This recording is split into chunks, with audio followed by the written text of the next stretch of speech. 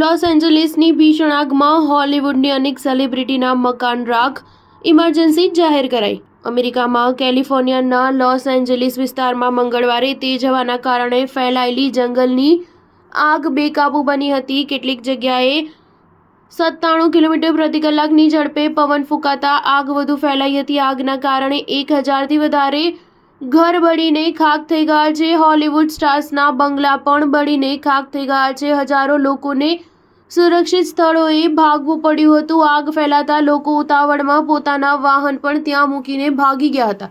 લોકો રસ્તા પર પગપાળા ભાગતા જોવા મળ્યા હતા. બુધવારે લોસ એન્જલિસ કાઉન્ટીમાં લગભગ 1,88,000 ઘરમાંથી વીજળી જતી રહી હતી. હવાની સ્પીડ પણ વધીને 129 કિલોમીટર પ્રતિ કલાક થઈ ગઈ હતી. લોસ એન્જલિસ ફાયર ચીફ ક્રિસ્ટન ક્રોલેએ કહ્યું કે આપણે હજુ સુધી જોખમમાંથી બહાર નથી આવ્યા. હજારો અગ્નિશામકો આગને કાબૂમાં લેવાના કામમાં જોડાયા છે. મંગળવારે સાંજે લોસ એન્જલિસના ઉત્તર પૂર્વમાં સ્થિત એક પ્રકૃતિ સંરક્ષણ વિસ્તાર પાસે આગ લાગી અને જલ્દી જ 2000 એકરથી વધારે વિસ્તારમાં ફેલાઈ હતી. આગ એટલી ઝડપથી ફેલાઈ હતી કે વરિષ્ઠ નાગરિકોના એક રહેણાંક કેન્દ્રના ડઝનબંધ વડીલોને કર્મચારીઓએ વ્હીલચેર અને હોસ્પિટલના પલંગ દ્વારા રસ્તા પર એક પાર્કિંગ સ્થળ સુધી લઈ જવા પડ્યા હતા.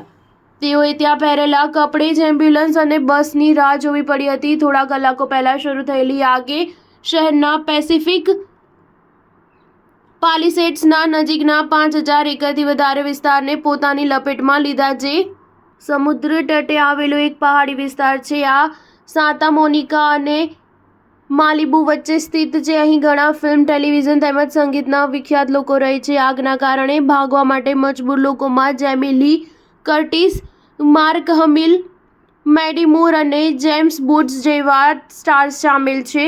સુરક્ષિત સ્થાન પર પહોંચવાની હડબડીમાં લોકો જે વાહનો મૂકીને પહોંચ્યા હતા તેના કારણે પોલિસેડ્સ ડ્રાઈવ પર જામ લાગી ગયો હતો અને ઇમરજન્સી સેવાના વાહનો માટે બુલડોઝરથી કારને કિનારે કરી રસ્તો બનાવવામાં આવ્યો. 56 વર્ષોથી પોલિસેડ્સ નિવાસી વિલ એડમ્સે કહ્યું, ત્યાં રહેતા લોકોએ ક્યારેય આવું કંઈ નથી જોયું. તેઓએ જોયું કે ઘર બળી રહ્યા હતા અને આકાશ ભૂરું અને કાળું થઈ ગયું હતું. સ્ટાર ન્યૂઝ 7 હંમેશા સચ્ચાઈની સાથે.